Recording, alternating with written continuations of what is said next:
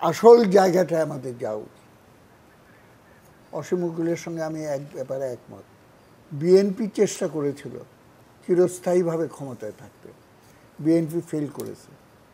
আওয়ামী লীগ চেষ্টা করেছে, আওয়ামী লীগ পাশ করেছে এখনো পর্যন্ত। আমি জানি না এরপরে কী হবে।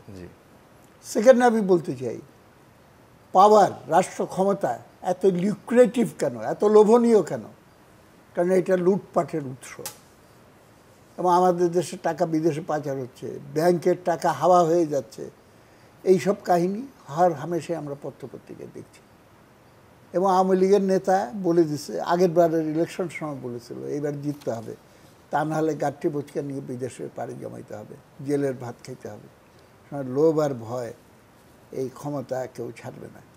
সুতরাং ফর্মুলাটা বের হয়েছে কি, আসল জায়গাটায় আসি। ফর্মুলা বের হয়েছে, উন্নয়নের জন্য স্টেবিলিটি দরকার, স্টেবিলিটির জন্য সরকারের ধারাবাহিকতা দরকার। Dangerous statement. সরকারের ধারাবাহিকতা মানে চিরদিন দরকার আওয়ামী লীগের সরকার, চিরদিন দরকার বিএনপির সরকার। যে যখন ক্ষমতায় আছে সে তখন সেটা করবে, এবং সেই অনুযায়ী সমস্ত কিছু সে সাজাচ্ছে, এবং খুবই নার্ভাস। এইটা হলে পরে এইটা হবে। আমি নিজে ডাকসুর ভিপি ছিলাম, মান্না এটা জানে, আমি একাধিক সবাই এটা বলেছি। ৭৩ সালের নির্বাচনে ব্যালট বক্স ছিনতাই হলো কেন?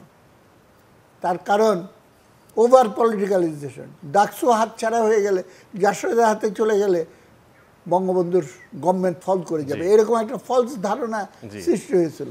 আমাদেরও এখন উপজেলা হাতছাড়া হয়ে গেলে, অমুকটা হাতছাড়া হয়ে গেলে সমস্ত কিছু আমাদের পাওয়ার চলে যাবে, এরকম একটা।